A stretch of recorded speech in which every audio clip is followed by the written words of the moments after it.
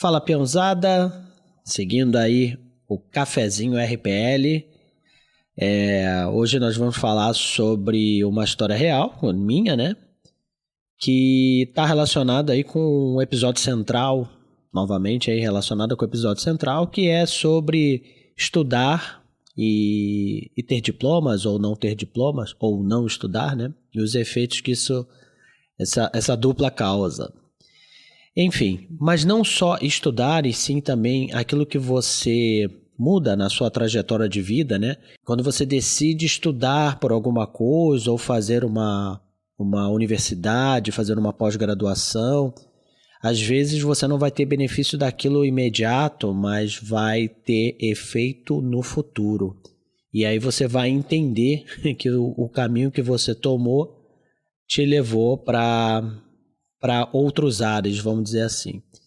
Então, não é imediato que nós percebemos o caminho que nós estamos tomando. Tem um discurso do Steve Jobs que é muito interessante, se não me engano é na Universidade de Oxford. Você encontra esse discurso no YouTube. É um discurso emblemático, ele fala para os recém-formados ali da universidade. E ele comenta sobre ligar os pontos, né? Que na época da universidade dele, que ele não gostava de estudar, enfim, que ele não via sentido em fazer a universidade, ele resolvia gastar o tempo dele estudando outras coisas. E isso foi fundamental para ele na Apple mais tarde. Enfim, dá uma olhada no vídeo lá que esse discurso aí vale bastante a pena. No meu caso, o meu primeiro cliente foi meu contador. Então, quando eu fui abrir a empresa, vamos lá, vamos abrir, eu visitei eles, né? Eu falo eles porque é um casal lá de Blumenau que tem escritório de contabilidade. E eles também, essa informação é importante, eles também têm escritório de advocacia na área empresarial. Então fui visitá-los, porque eles são meus amigos também, então vamos abrir aqui o contrato social, como é que vai ser e tal. E como eu tinha um bom histórico de vendas, né, já tinha uma passagem consolidada na área comercial, né, de algumas importantes empresas, a contadora, né, me convidou a ser a pessoa responsável aí a angariar novos clientes e novos negócios para o escritório de advocacia. Então, aquela empresa de consultoria recém-criada, né, o nome dela é C2B, ela já tinha o seu primeiro cliente na sua nascente, né, E maravilha, né? Fomos lá, eu e meu sócio, estudar o que era a proposta, né? E a proposta era vender serviços jurídicos, né? Encontrar os meios para vender serviços de advocacia para empresas. Nós estamos falando aqui de desoneração tributária, nós estamos falando aqui de administradora de bens e principalmente o produto que era o xodó deles, que era a recuperação judicial. Bom, passado alguns dias, eu e meu sócio começamos a entender a dificuldade que era trabalhar com aquilo, né? Então, já vou adiantar aqui que a gente jogou a toalha, que a gente não aceitou o trabalho. O nosso primeiro cliente já nós não pegamos, ou seja, já começamos mal, né? Nós não tínhamos conhecimento aprofundado da área, a venda era absolutamente técnica e a gente ia esbarrar em vários problemas, né? Por exemplo, na recuperação judicial, o empresário que pede recuperação judicial, ele tem que abrir um pouco mão do ego dele e também fazer no tempo certo. Porque quando já está ladeira abaixo para falência, às vezes o empresário procura para recuperação judicial, mas não tem mais tempo, né, de salvar a empresa. Então, tem que ser no tempo certo, só que muito se acha que não, eu vou conseguir resolver isso aqui sozinho, eu não preciso botar aí o nome da empresa, entre aspas, na lama, ou o meu nome, o nome da minha família na lama, entrando com o processo de recuperação judicial.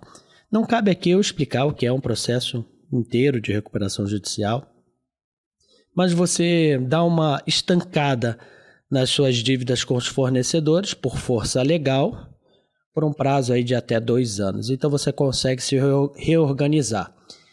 Essa reorganização tem sim um plano de recuperação judicial, o juiz tem que aprovar, enfim, é um processo judicial mesmo.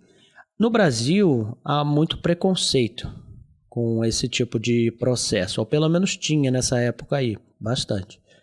Enquanto nos Estados Unidos isso é mais comum, ou em outros países aí isso é mais comum. Bom, enfim, nós jogamos a toalha.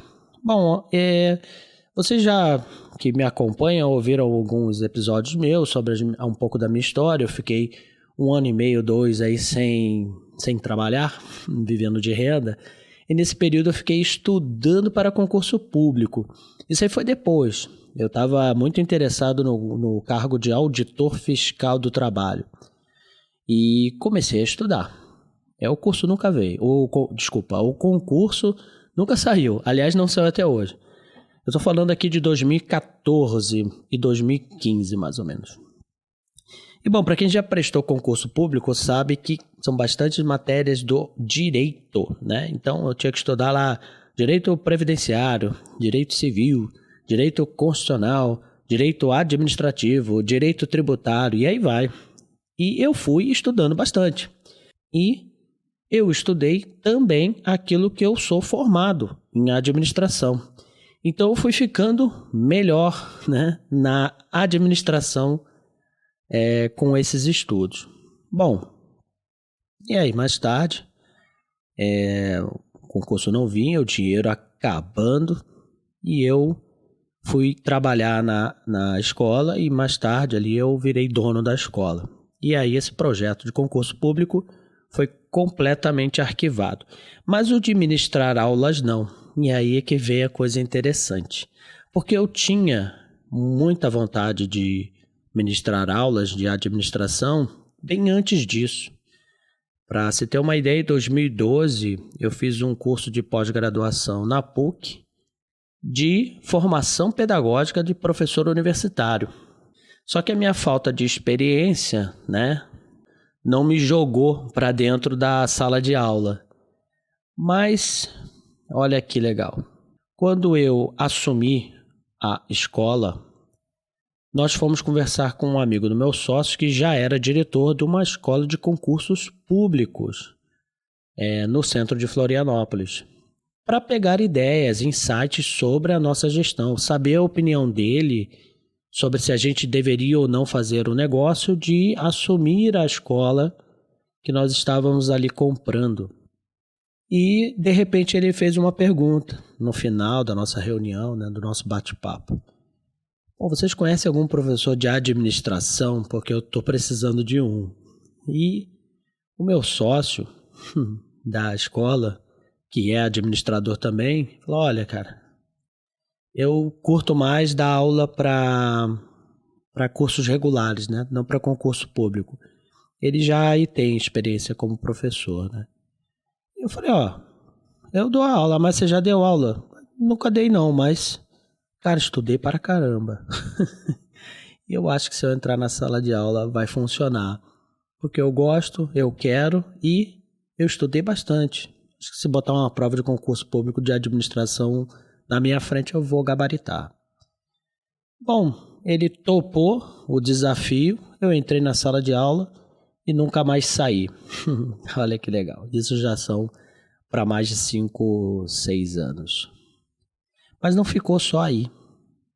Em 2018, esses mesmos contadores e advogados me procuraram para saber se eu tinha empresários na cidade de Curitiba. Aí, abre aspas, eu morei em Curitiba por 10 anos, né? Para indicar para um café da manhã, onde eles iam fazer umas apresentações desse mesmo produto jurídico que nós declinamos lá atrás. E eu falei, olha, eu vou realmente te ajudar, vou fazer uns contatos aqui.